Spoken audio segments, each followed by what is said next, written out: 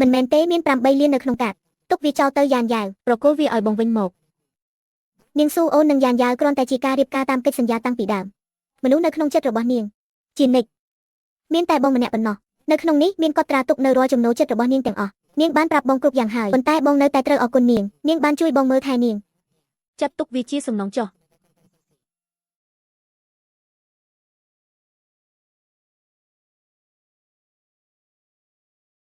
លោកយ៉ានយ៉ាវហេតុអ្វីបានជាណាត់ចាំបាយនៅទីនេះនៅទេ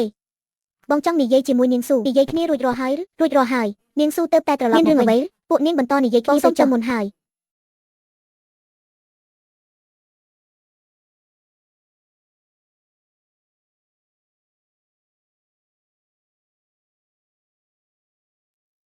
វាគ្រាន់តែជារឿងលុយកាក់ប៉ុណ្ណោះកុំសោកសៅអី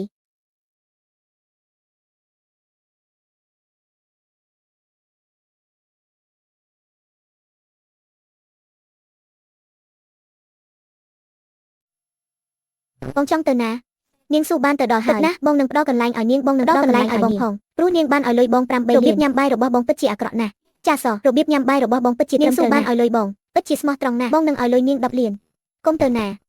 នាងពិតជាជឿជាក់មែនឬស្ត្រីម្នាក់ដែលដូចជានាងមិនសមនឹងនៅក្បែរបងឡើយនេះជាលុយ5លានដែលបងធ្លាប់សន្យានឹងសល់ផ្ទះថ្មីនាងអាចទៅបានហើយអរគុណណាស់បងពិតជាជូនពរនាងនឹងបងនាងស៊ូសូមឲ្យមានសុភមង្គលជារៀងរហូតនិងឆាប់មានកូន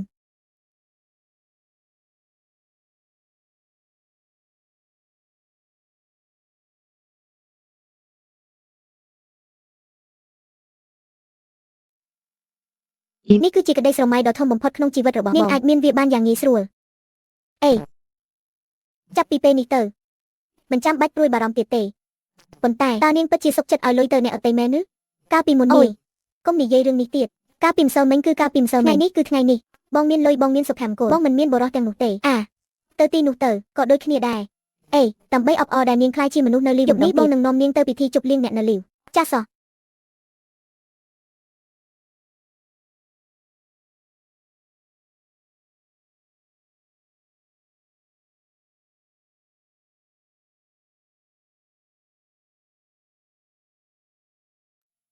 សម្រាប់បន្តិចទៅ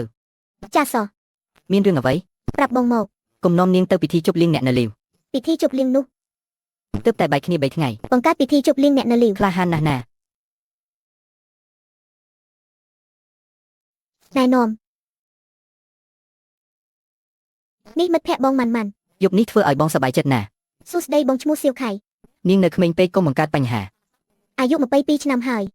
បងត្រូវតែចាប់ផ្ដើមជីវិតថ្មីបងម៉ាន់នេះជាលើកទី1ដែលបងមកទីនេះមិនអីទេបងញ៉ាំអាហារនៅទីនោះទៅបាទអរគុណ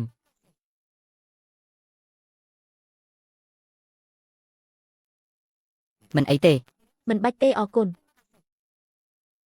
អូយ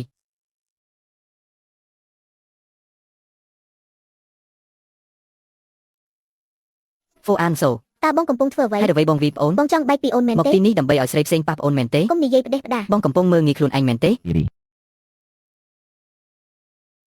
បងវីអូនមាត់ប្អូនមិនសមរម្យទេអូនវីបងស្អាតទេបងស្អាតស្អំចាសសោះបងស្អាតស្អំបងគោរពតាមប្អូនបងល្អជាងមនុស្សមួយចំនួនដែលប្អូនមិនដឹងថាប៉ុណ្ណាប្អូនគិតពីបងប្អូនស្អប់បងណាស់លោកហ្វូព័ទ្ធជុំវិញដោយស្រីតើអាចទៅរួចទេនៅខ្វះម្នាក់ទៀត